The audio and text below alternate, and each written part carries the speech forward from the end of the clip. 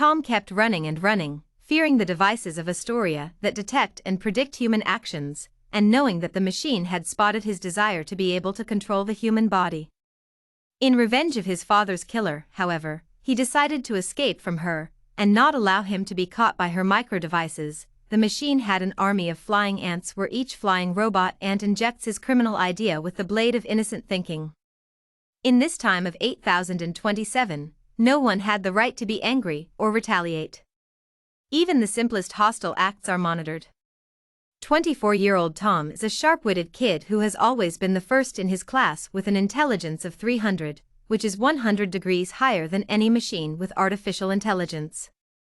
Tom decided to take down the machine, but whenever he thought of an idea, the algorithm spotted it and sent its robot ant. But after a long thought, he discovered that Astoria was retreating from her judgment. Once the individual was out of criminal thought, she monitored the criminal idea and the innocent idea, thought and decided that he had to do something that the algorithm would not expect. But what would the algorithm not expect? Tom wondered. And kept thinking and thinking sharply, and then shined that brilliant idea in his mind to decide to shut down the machine and reprogram it differently than it is now.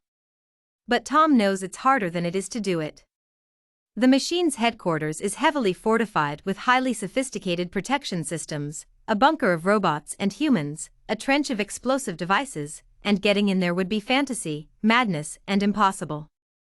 Before turning away from his idea, while looking at his father's old stuff, he discovered something strange that he didn't expect: all the blueprints for the machine Astoria algorithm, with its weaknesses and strengths, and even the blueprints of the facility where the machine is located. To discover that his father made the machine, Tom was very surprised, and that there were secret vaults that we drove straight to, but he had to call for help to get the machine to notice his idea when he asked the sewer people for help.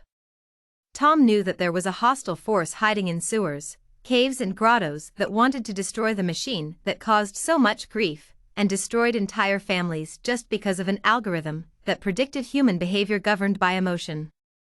All the people who escaped its provisions and were accused of criminal thinking, all the perpetrators of real crimes went down the sewers and made it their residence and created for themselves a second world. The forgotten inhabitants of the sewers tried to destroy the machine, but they could not space on it, and all their attempts to no avail reveal their plans even before Tom went as far as he could to the sewers, asking for their help, and he actually got to know their leader, Smith, who happened to be the one who was said to have killed his father.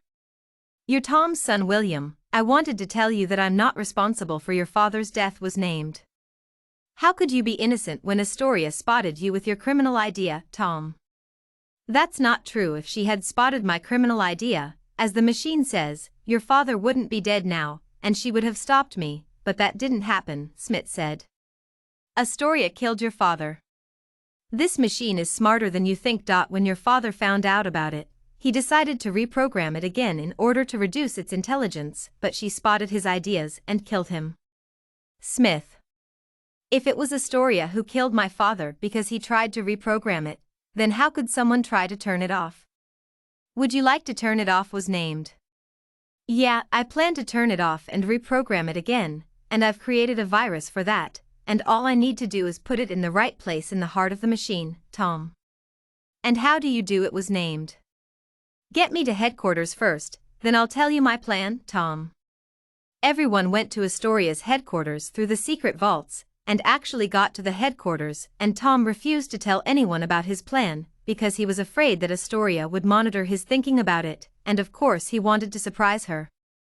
Mr. Smith's troops were deployed and he said, "Make sure Tom gets to headquarters where the machine core is."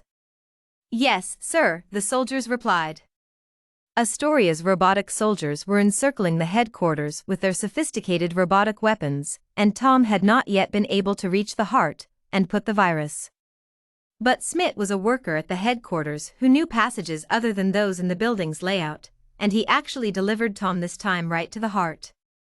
Tom and Smith arrived at the heart of Astoria, who was waiting for them with her army of robotic ants, and said, "You're more stubborn than your father, Tom. I've always been watching your movements, but you surprised me with your actions when you called Smith, and now you're trying to plant a virus in my heart and do what your father didn't. You killed my father, the one who built you and invented you. How you could do it? How?